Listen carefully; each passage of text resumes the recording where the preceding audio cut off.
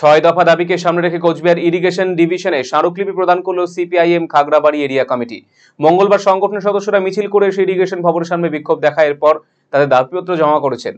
মূলত তাদের দাবি, কয়েকদিন আগে ইরিগেশন ডিপার্টমেন্ট থেকে একটি নোটিশ জারি করে বলা হয়েছিল, যেখানে লেখা রয়েছে বাঁধ সংলগ্ন এলাকায় যারা থাকে তাদের জমি ছেড়ে দিয়ে অন্যত্র চলে যেতে হবে। এতে সমস্যায় পড়েছে বাঁধ সংলগ্ন এলাকায় থাকা মানুষেরা। ফলে সংগঠনের দাবি, উপযুক্ত ক্ষতিপূরণ এবং পুনর্বাসন ছাড়া কাউকে উচ্ছেদ করা যাবে না। এছাড়াও সেই জমির পাট্টা দেওয়ার দাবি জানিয়েছেন তারা। দাবিগুলো না মানা হলে পরবর্তীতে বৃহত্তর আন্দোলনে হুঁশিয়ারি দিয়েছে সংগঠন সদস্যরা।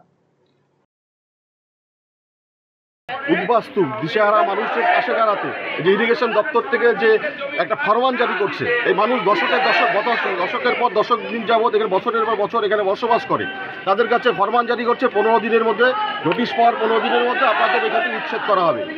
এর প্রতিবাদে আজকে গোটা এই বাঁধ সংলগ্ন এলাকার মানুষ আজকে একত্রিত হয়েছে এবং দাবি করছে তাদের অবিলম্বে পাট্টা দিতে হবে এবং পুনর্বার যদি এখান থেকে উচ্ছেদ করা হয় তাহলে প্রতিবাদ এবং প্রতিরোধ যেভাবে গড়ে উঠছে, আগামী দিনে আরও বৃহত্তর আন্দোলন গড়ে উঠবে। আমরা দাবি করছি পাট্টা। দীর্ঘদিন যাবৎ পাট্টা নিয়ে তালবাহানা চলছে, তালবাহানার বিরুদ্ধে পাট্টা দেওয়ার দাবিতে এই লড়াই চলছে। এই দীর্ঘদিন যাবৎ মানুষগুলো বসবাস করছে, সহনাগরিক আমাদের, তাদের পর্যাপ্ত পানীয় জলের ব্যবস্থা নেই। এই পানীয় জলের দাবিতে আমাদের এই লড়াই চলছে।